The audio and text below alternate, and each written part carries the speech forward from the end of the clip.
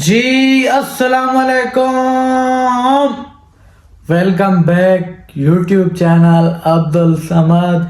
उम्मीद है आप सब ठीक होंगे, खैर खैरियत से होंगे। एक नए वीडियो के साथ अपना व्लॉग शुरू करते हैं। व्लॉग शुरू करने से पहले चैनल को मार लो सब्सक्राइब, प्यारा सा कमेंट करो, आगे दोस्तों में शेयर करो, वीडियो हमारी फुल वॉच करना, बेल आइकन की घंटी को प्रेस करना। सही है। बाकी आज की रूटीन आपको इस व्लॉग में इंशाल्लाह शेयर करेंगे। बाकी आज हम तैयार श्यार होके अपना व्लॉग स्टार्ट कर रहे हैं, कपड़े शपड़े चेंज कर रहे हैं, नाश्ता सारा कुछ करके, खाना खा के, खाना तो नहीं नाश्ता करके अभी मैंने बोला अपना व्लॉग शुरू कर लें। जैसा तैसा बनता है, आपको रूटीन जो होगी आज की शेयर करेंगे। इस रूम में हम अपना व्लॉग स्टार्ट करते हैं, नई नई जगह पे व्लॉग हम डेली स्टार्ट करते हैं। अभी हम इसकी लाइटें कर रहे हैं ऑफ।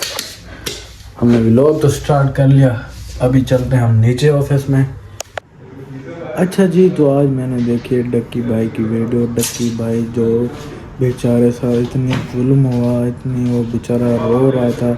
आगे मैं आपको वो वीडियो लगा दूंगा जो डक्की भाई अपना 3 महीने के बाद उसका व्लॉग आया है। 3 महीने के बाद उसका व्लॉग आया, बेचारा रो रहा था, कितनी उसके साथ जुल्म हुआ है। वो इंशाल्लाह मैं आगे वीडियो लगा दूंगा, आपने वो वीडियो देखनी है। यार मुझे तो दुख हुआ है बहुत, ये भी खुशी है बेचारा रिहा हो चुका है इस वक्त, ये भी बड़ी खुशखबरी है उसके लिए, उस घर वालों के लिए। बाकी उसकी गुफ्तगू जो है वो जिसमें उसने 52 मिनट का व्लॉग बनाया है, कुछ क्लिप मैं उठा के इस अपने व्लॉग में शिफ्ट करूँगा, वो आप देखना, फिर आपको फिर सब कुछ पता चल जाएगा डक्की भाई के साथ क्या क्या हुआ है। उसके अपने व्लॉग से मैं देखा नहीं है अभी तक, कुछ क्लिप देखे हैं जो मुझे देख के बड़ा दुख हुआ। आपको भी मैंने बोला अपना शेयर करें इस व्लॉग में। काफ़ी सारे व्लॉगर लगा रहे थे, क्यों ना हमने बोला हम भी अपने चैनल पे लगा दें। खलकत विच में कुजान तो प्यारा तो लग दें चक्कर। अभी अन्ना कोई काम शाम कर रहे हैं, भैया मेहनती बंदा है, काम ज़्यादातर अभी यही करता है। मैं वेला ही बस व्लॉग बनाता रहता हूँ। बाकी आप मेरी वीडियो एंजॉय कर दो। एंजॉय क्या, ये तो बैड न्यूज़ है समझो, गुड न्यूज़ भी है, बैड न्यूज़ है डक्की भाई के लिए। व्लॉग हम शूट कर रहे हैं, समझा करो। वो बताता गया। मेरे पास 3 मोबाइल थे, मैंने तीनों मोबाइल के पासवर्ड उनको दिए। उन्होंने मेरे से मेरे जीमेल अकाउंट के पासवर्ड पूछे, मैंने वो भी उनको ऑन द स्पॉट दिए। उन्होंने मेरे से मेरे लैपटॉप का पासवर्ड पूछा, मैंने उनको ऑन द स्पॉट दिया। ऐसा भी नहीं कि मैंने उनको कोई बहाना लगाया हो कि मैं पासवर्ड भूल गया हूँ, because I had nothing to hide. मैं इदारे के साथ कोऑपरेट करना चाहता हूँ। मैं ये नहीं चाहता कि इदारा ये सोचे कि मैं कुछ छुपा रहा हूँ। मेरा 23 दिन का रिमांड लिया गया, वो सारी इन्वेस्टिगेशन मैंने पहले 23 मिनट के अंदर दे दी थी। कई घंटे गुजर जाते हैं और तमाम ऑफिसर्स मेरी इंक्वायरी लेके चले जाते हैं, सिवाय एक के जो मेरे इन्वेस्टिगेशन ऑफिसर्स थे, असिस्टेंट डायरेक्टर शुएब रियाज साहब। मेरे आईओ के अलावा जब तमाम ऑफिसर्स चले जाते हैं तो एक प्राइवेट बंदा बाहर से अंदर आता है। तो आईओ मुझे कहता है कि तुझे पता है कि तेरे पे एफआईआर होने वाली है। मैंने कहा यार मुझे थोड़ा सा एक्सप्लेन कर दें कि मेरे पे केस क्या है और क्या एफआईआर है और मैंने किया क्या है। तो जो प्राइवेट बंदा जो बाद में आया था ना, वो कहता कि यार तेरे बहुत बड़े मामला आते हैं, तेरा बहुत बड़ा मैटर है, तेरे पीछे आईएसआई है, तेरे पीछे एमआई है, तेरे पीछे क्या क्या एजेंसी है। कहता तुझे पता ही नहीं है कि तूने क्या किया। तो वो मेरे पे ये इंप्रेशन डाला कि हर इदारा जो है वो मेरे पीछे पड़ गया। साथ ही कहता कि लेकिन अगर आप हमारे साथ कोऑपरेट करेंगे तो हम आपके साथ कोऑपरेट करेंगे। मेरा तो काम ही कोई नहीं है। मैं सुबह उठता हूँ, फैमिली को टाइम दिया, बेगम को टाइम दिया, एक आधे दोस्त को टाइम दिया, जाके व्लॉग वगैरह बना लिया, घर आए सो गए, दैट्स इट। इसके अलावा मेरी लाइफ में कुछ है ही। मेरे माइंड में 100 सवाल आना शुरू हो गए, लेकिन मेरे पास जवाब किसी का नहीं था। फिर उन्होंने मेरे पे एफआईआर दे दी, हवालात कोई थाने, उनमें से किसी चीज़ का उनको नहीं था पता। जज साहब ने 2 दिन का रिमांड दे दिया। मुझे तो रिमांड का मतलब ही नहीं था पता। मुझे हथकड़ी लगा के फिर से एनसीसीआई ऑफिस ले जाते हैं और मुझे हवालात में बंद कर देते हैं। उससे नेक्स्ट डे की बात है, मेरी इन्वेस्टिगेशन चल रही होती है। एडिशनल डायरेक्टर एनसीसीआई सरफराज चौधरी साहब वो अचानक कमरे में आते हैं, मेरी तरफ देखते हैं, कहते हैं कि ए मुंडाई। आईओ कहते हैं हाँ जी। कहते हैं इसको लेके आओ मेरे पास। आईओ हथकड़ी पकड़ता है, मेरे हाथ पे लगाता है और कहता चल। मुझे जब हथकड़ी लगा के एडिशनल डायरेक्टर रूम में लेके जाते हैं तो वहाँ पे 5 ऑफिसर्स बैठे होते हैं। एडिशनल डायरेक्टर सरफराज चौधरी साहब मेरे से पूछते हैं कि तुम कौन से एप्लीकेशन के कंट्री हेड हो। मैंने कहा कि सर मैं किसी एप्लीकेशन का कोई कंट्री हेड नहीं हूँ। वो अपनी कुर्सी से अचानक उठता है, कहता तेरी माँ किधर से आता है पैसा तेरे पास। मैंने कहा सर मैं यूट्यूबर हूँ, मेरे 8 मिलियन सब्सक्राइबर हैं, उधर एडसेंस अभी मैं बात कर ही रहा होता हूँ। कहता है कि तुम मेरे वतन अजीज के बच्चों को खराब कर रहे हो, क्या करता है तुम्हारा बाप। मैंने कहा जी यूनिवर्सिटी के अंदर प्रोफेसर है। तो कहता तुम इतने क्यों हो। मैं चुप रहता हूँ। वो चीख के बोलते, कहता बोल। मैंने कहा जी सर मैं सिर्फ वीडियोस बनाता हूँ, मैं यूट्यूबर हूँ, माँ बहन की गालियाँ वो देता रहता है। उसने मेरे मुंह पे बहुत जोर का थप्पड़ लगाया। मैं बिल्कुल चुप होकर ऐसे मुंह नीचे करके खड़ा हो गया। तो कहता मुंह ते कर। अभी मैंने मुंह पर किया नहीं था। वो जोर से चीख के कहता मुंह ते कर। अभी मैंने वो मुंह पर किया ही था, उसने मुझे दूसरा थप्पड़ लगाया। मैं वहाँ पे बड़ा हेल्पलेस फील कर रहा कि यार मेरे से ऐसा क्या हो गया। मैं भी ये सोच ही रहा था, उसने मुझे तीसरा थप्पड़ लगाया। मुझे माँ बहन की गालियाँ दी जा रहा है। मैं अपना मुंह नीचे करके खड़ा हुआ हूँ तो मेरे थप्पड़ इधर लगता है, फिर वो कहता मुंह पर कर, फिर मेरा थप्पड़ इधर लगता है। वो मारी गया जब तक उसका दिल नहीं भरा। मैंने तो गिने भी नहीं है कि उसने मुझे थप्पड़ कितने मारे हैं। फिर वो मुझे कहता कि अपनी टांगे बैंड कर। मैंने अपनी टांगे बैंड कर ली। कहता हाथ ऊपर कर। मैंने अपना हाथ ऊपर कर ली। वो घर में एक वीडियो कॉल लगाता है जो एक बच्चा रिसीव करता है जिसकी एस्टिमेटेड तकरीबन एज होगी 7 साल। एक हाथ में सिगरेट होती है। वो उस बच्चे से पूछता है कि डकी भाई को जानते हो? वो बच्चा कहता है जी। वो बैक कैमरा ऑन करता है, मेरे हाथ खड़े होते हैं, टांगे बैंड होती हैं। वो कैमरे से दिखाता है उस बच्चे को कि कौन है ये। कहता डकी भाई। तो कहता कि तुम इसके प्रोग्राम देखते हो? कहता जी। वो पीछे जो प्राइवेट मुलाजिम खड़ा होता है वो बहुत जोर का पीछे थप्पड़ मारता है। सरफराज चौधरी साहब उस 7 साल के बच्चे को कहते हैं ये देखो इसके साथ क्या हो रहा है, आप देखोगे तुम इसका प्रोग्राम? कहता नहीं। चलो फटाफट इसको गालियां दो। बच्चा कहता है कि सरफराज चौधरी साहब कहते हैं और का बच्चा। सरफराज चौधरी साहब कहते हैं और का बच्चा। थप्पड़ वो मारी जा रहा होता है पीछे।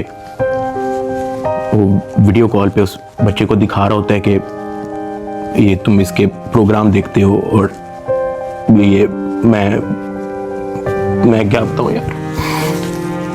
खैर मैं तब बड़ा हेल्पलेस होता हूँ। मैं समझ नहीं आती कि मैं क्या करूं और किस तरह इससे निकलूं। मैंने क्या किया ऐसा?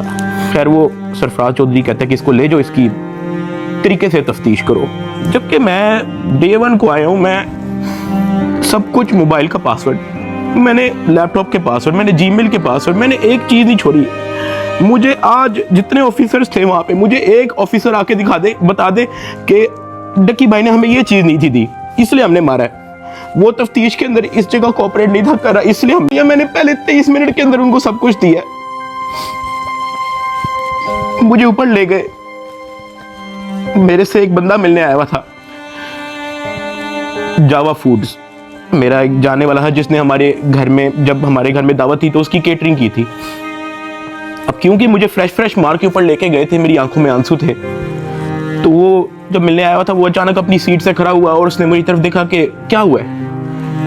मैंने कहा कि यार मैं इनके साथ पूरी तरह कोऑपरेट कर रहा हूँ, वो फिर भी मुझे मारी जा रहे हैं, मुझे माँ बहन की गालियाँ दे रहे हैं। तो अगर आपकी यहाँ पे किसी ऑफिसर से बातचीत है, आप उनसे काइंडली रिक्वेस्ट करें कि यार मुझे मारे कम, या मुझे तब मारे जब मैं आपको कुछ छुपा रहा हूँ या आपको कुछ गलत बता रहा हूँ, तब मार लें, लेकिन मुझे मारे कम। वो बड़ा परेशान हुआ, वो बाहर चला गया।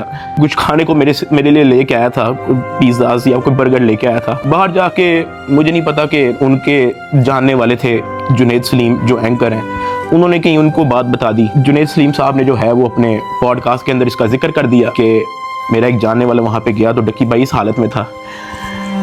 तो जुनैद सलीम साहब ने जो है वो इस चीज़ का पॉडकास्ट दे दिया। ज़ेर हिरासत जब डक्की भाई थे तो कुछ लोग उनसे मिलने गए तो उन्होंने कहा कि आप पिज़्ज़ा खाएंगे, तो डक्की भाई जवाब में उनके पाँव पड़ गया जो उनसे मिलने आए थे और बिलक के रोने लगा और कहने लगा पिज़्ज़ा को छोड़े, उनसे कहे मुझे मारें कम। ये नहीं कहा कि मुझे ना मारें, मगर मुझे मारें कम, बहुत मार रहे हैं। जो फिर मेरे लिए अंदर प्रॉब्लम हुई, मुझे फिर इस बात पे डांट पड़ी कि मैं आगे बात आउट कर रहा हूँ। फिर मैंने फिर डिसाइड किया कि मैंने अब बोलना ही नहीं, मुझे जितना मर्जी मारे, मैंने किसी को नहीं बताना। मुझे हवालात में वापस बंद कर दिया इन्होंने। थप्पड़ किसने मारा था? थप्पड़ वो एहलकारों ने मारा था।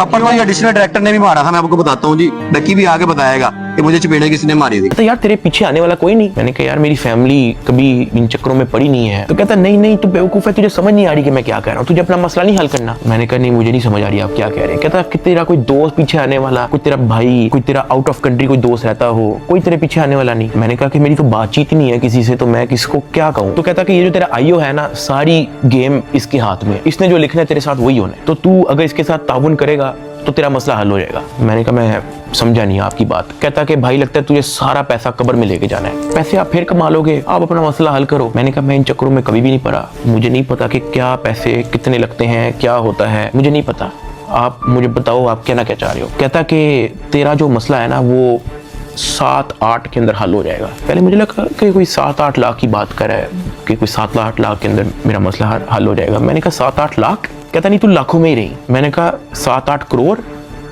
कहता तो और। मैंने कहा इतने तो मेरे पास है ही नहीं, मेरे रिसेंटली कुछ बहुत ज्यादा खर्चे हुए हैं, मैंने आगे भी बहुत सारी मेरी स्पेंडिंग है, मेरे 100 और काम है, मेरे पास नहीं है। कहता बस फिर तो इधर ही पड़ा रहा है। मुझे वहां से आइडिया हो गया कि इस बंदे का काम सिर्फ और सिर्फ मेरे से पैसे मांगना है। जब मैं NCCI की कस्टडी में था, आप लोगों ने शायद 3,26,000 USDT की बात एडिशनल डायरेक्टर के पॉडकास्ट में सुनी होगी। 3,20,25,000 USDT वो इसके डिजिटल वॉलेट में से हमने अनर्थ करके कोर्ट ऑफ लॉ में सबमिट कर दिए। हमने इसके डिजिटल वॉलेट में से वो अपने वॉलेट में जो सरकार का होता है उसमें अनर्थ करके प्रॉपर उसको फर्द मकबूजगी बनाकर कर दिया। ये बहुत बड़ी अचीवमेंट है। उन्होंने दर्जनों पॉडकास्ट देके ये बताया कि 3,26,000 USDT जो है वो हमने इससे बरामद कर लिए हैं। अब मैं आपको उसकी असल स्टोरी बताता हूँ कि वो क्या है। हवाला से मुझे इन्वेस्टिगेशन के लिए लेके जाते हैं, कोई शाम के 7 बजे के करीब। आइयो मुझे कहता है कि अपना बाइनेंस का अकाउंट खोल। मैं अकाउंट खोल देता हूँ। मेरे अकाउंट के अंदर कुछ ट्रेड चल रही होती है जो मेरी सारी लॉस पे गई होती है, क्योंकि उस दौरान बिटकॉइन नीचे गया हुआ था। मुझे नहीं पता, मेरे पास किसी चीज का जवाब नहीं है। ऐसे ही हमारी बात हो रही थी, अचानक ज़िया अरूब को कहता कि मैंने बात करनी है साद से। मैंने कहा हाँ करवाओ। ज़िया अरूब से फ़ोन ले लेता है। वो कहता है कि यार साद आपका एक दोस्त आया था। मैंने कहा हाँ। कहता है अच्छा जी, तो मैं व्लॉग देखा है डक्की भाई का सुबह, जो मैंने आपको बताया है भाईजान डक्की भाई ने व्लॉग पोस्ट किया है। सीरियसली आप लोग मानो या नहीं मानो, झूठे पर खुदा की लानत, मुझे जितना अफसोस हुआ